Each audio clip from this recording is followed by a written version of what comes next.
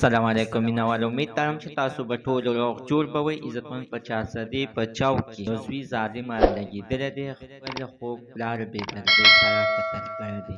عزتمنو دغه قاتل چې دی نو دغه 2 ګنټو کې دننه پولیسو ګرفتار کړی دی. راځئ مینوالو پولیسو سره دی تاسو سره موږ دغه خبرې شریکې کړو چې زوی اخر ولې مجبوره شو خپل خوږ پلار بې دردۍ سره قتل کړو. دې معلومات نه مخکې راول زه تاسو ته دا یادګي نه وکړم تاسو کو چینل زموږ په دې سوپر کلیک چینل کې نوي وئ چینل هم نوي سبسکرایب کړئ مهرباني وکړئ تاسو زموږ د سوپر کلیک چینل د سره سبسکرایب کړئ خوا کې ورسره د ټلۍ نشان ووهئ چې هره یوه نوي معلوماتي ویډیو تاسو ته په اسانۍ باندې در ورسیږي.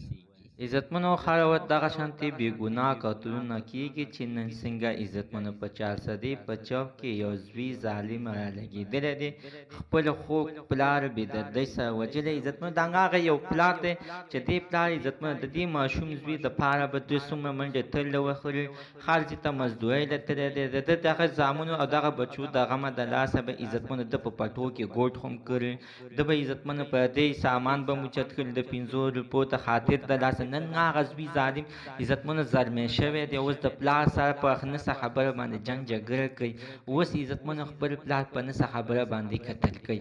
اخر ولې عزتمنو داسې کېږي عزتمنو چې دلته کې سزا نشته دی. که چېرې سزا وی نو بیا به یو بچی هم دغه شانتې پلار به یعنې نه به یې قتل کړو نه به یې پلار سره څه جنګ جګړه کوله.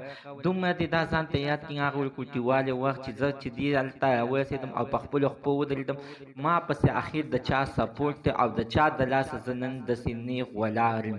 عزتمنو دا د دغه د پلار د لاسه چې کوم یو پلار چې عزتمنو د بې دردۍ سره نن په چوک کې ویشتو او قتل یې کړو.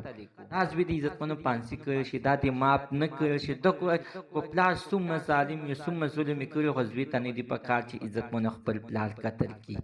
تاسو عزتمنو دې په هره باندې څه خیر دی حتما راڅخه خپل رایې لاندې په کمنټ کې شریکه کړئ.